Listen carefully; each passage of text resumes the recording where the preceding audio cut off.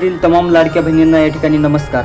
लाडक्या बहिणींनो, लाडकी बहीण योजना या योजनेविषयी अतिशय महत्त्वाची या ठिकाणी दमदार अशी अपडेट आलेली आहे। ती अपडेट जाणून घेण्यापूर्वी तुम्ही जर आपल्या चॅनलवरती नवीन असतात तर फटाफट आपल्या चॅनलला सबस्क्राइब करून घ्या, जेणेकरून लाडकी बहीण राहू द्या किंवा इतर कोणती योजना राहू द्या त्या योजनेविषयी तुम्हाला अपडेट लवकरात लवकर समजून जाईल। त्यामुळे तुम्हाला आपल्या चॅनलला लवकरात लवकर सबस्क्राइब करायचं आहे। आता सर्वात महत्त्वाची अपडेट अशी आली, नवीन अपडेट आहे। ती अपडेट केल्याशिवाय पैसे तुम्हाला एकही रुपया तुमच्या अकाउंटवरती येणार नाही। ती जर अपडेट तुम्हाला जाणून घ्यायची असेल तर तुम्हाला हा व्हिडिओ शेवटपर्यंत बघावा लागेल। अतिशय महत्त्वाची अशी दमदार अशी अपडेट आलेली आहे।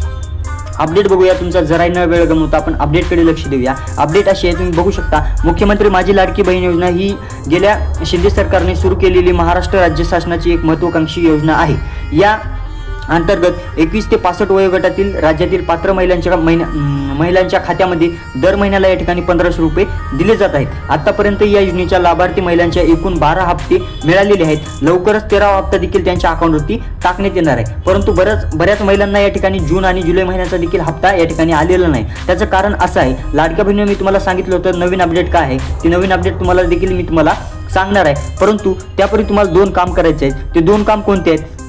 तुमचं आधार कार्ड जे आहे तुमच्या बँकशी लिंक करायचं आहे। तुम्ही जोपर्यंत तुमचं आधार कार्ड तुम्ही तुमच्या बँकशी लिंक नाही करत तोपर्यंत या ठिकाणी पैसे तुम्हाला भेटणारे नाहीत। जोपर्यंत तुम्ही आधार कार्ड तुमच्या बँकशी KYC नाही करत, तुम्हाला KYC करायचे, जोपर्यंत KYC नाही करत तोपर्यंत या ठिकाणी पैसे पडणार नाहीत। आणि दुसरी गोष्ट म्हणजे तुमच्या आधार कार्डशी जो तुमचा मोबाईल नंबर आहे ते एकदा परत अपडेट करायचं आहे। हे 2 जर काम केले असतील तर या ठिकाणी पैसे तुम्हाला लवकरात लवकर भेटून जातील।